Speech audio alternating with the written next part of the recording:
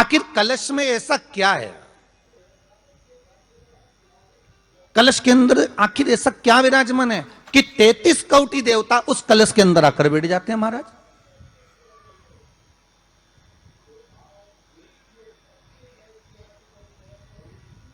आप कोई यज्ञ करने जा रहे हो, आप कोई पोथी पुराण करने जा रहे हो, आप कोई अच्छा कार्य करने जा रहे हो, तो ब्राह्मण देवता कह देते कलश की स्थापना होगी, कलश की शोभा यात्रा निकलेगी, कलश यात्रा निकलेगी, कलश विराजमान होगा।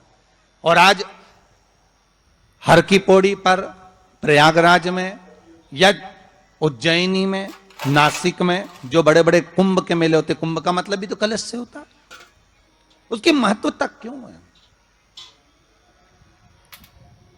उस कुंभ की, उस घड़े की महत्वता कहां से प्रकट हो गई? शिव महापुराण की कथा कहती है महाराज, भगवान ओघड़दानी शंकर स्वयं आद्य शक्ति जगदम्बा से कहते हैं कि जगदम्बा तू क्या चाहती है बोल। तो जगत जननी जगदम्बा कहती है कि जहां मैं हूं वहां शंकर है।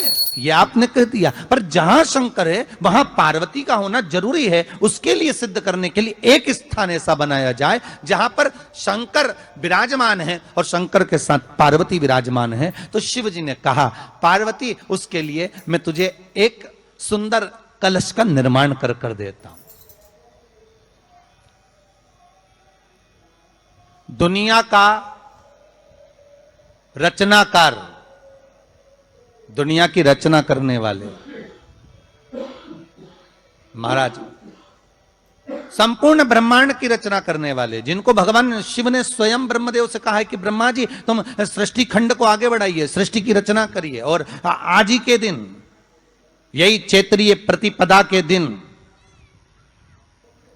यही इसको कहते हैं नया संवत्सर, नया वर्ष।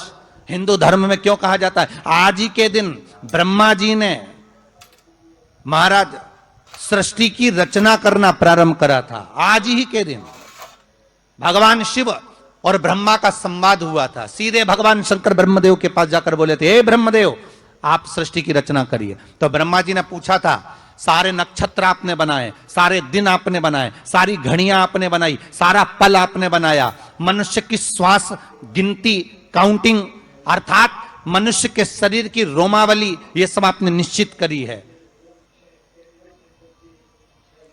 मनुष्य की कितनी धड़कन चलेगी, कितनी श्वास चलेगी, 21,600 श्वास जो मानव के शरीर से प्रतिदिन निकल रही है, 3.5 करोड़ रोम छिद्र जो मनुष्य के शरीर में बने हुए हैं, ये संपूर्ण बनाने वाले आप हो। एक एक घड़ी, एक एक पल, एक एक नक्षत्र, एक एक समय बनाने वाले आप हो।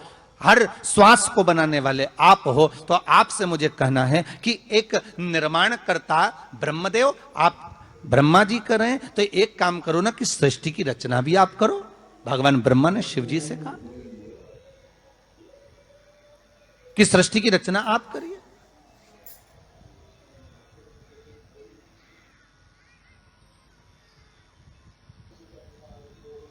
महाराज भगवान ओघड़दानी त्रिकालदर्शी शंभु कहते हैं, मेरा कैलाशी मेरा शिव कहता है, नहीं नहीं नहीं, नहीं। ब्रह्मदेव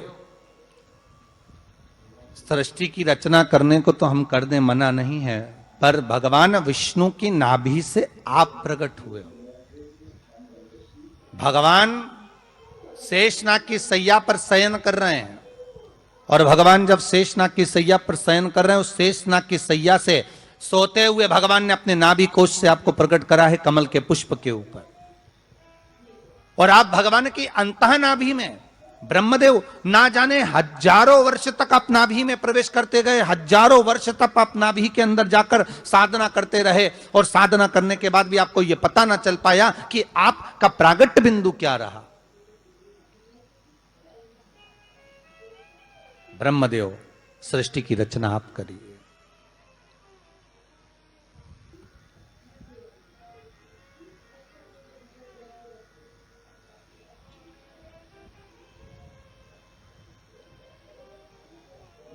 ब्रह्मा जी कह रहे हैं, नाथ इस सारे ब्रह्मांड को रचना करना है, कर दूंगा, मना नहीं है, पर रचना करता भगवान ब्रह्मा जी कहते हैं कि मैं संसार को एकाग्रित करूं, उससे पहले 33 कोटि देवताओं को मुझे एकाग्रित करना है। और सारे 33 कोटि देवता एक जगह पर आकर विराजमान हो जाए, ऐसी कोई व्यवस्था करना है। शंकर भगवान ने कहा बनाओ ब्रह्मदेव, तुम निर्माण करो। ब्रह्मा, शास्त्र कहता है कि भगवान शिव स्वतः, शंकर तो शंकर है, भगवान शंकर ने एक मट्टी का सुंदर सा भाग ढेला एकत्रित करा, उस ढेले से भगवान ने एक सुंदर कुंभ का निर्माण करा, एक सुंदर कलश का निर्माण करा।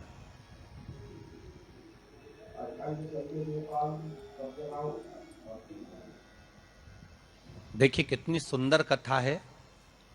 अगर आप लिंग पुराण में इस कथा को निकालोगे तो एक आनंद की अनुभूति और होगी।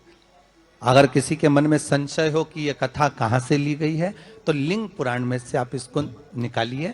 उसमें वर्णन किया गया कि सफेद मट्टी का शिवलिंग, लाल मट्टी का शिवलिंग, पीली मट्टी का शिवलिंग, काली मट्टी का शिवलिंग, उस शिवलिंग के निर्माण के पहले जब भगवान का पूजन करने के लिए पात्र की जरूरत पड़ी, तो उस पात्र का निर्माण किसने करवाया था?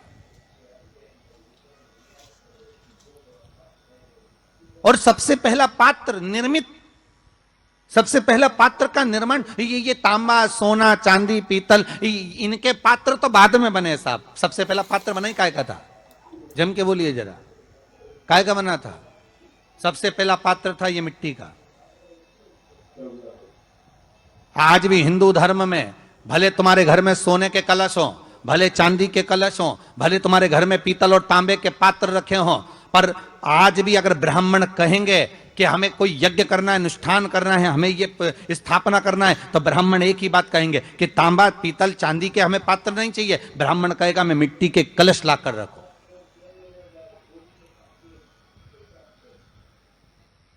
हमें मिट्टी के कलश चाहिए।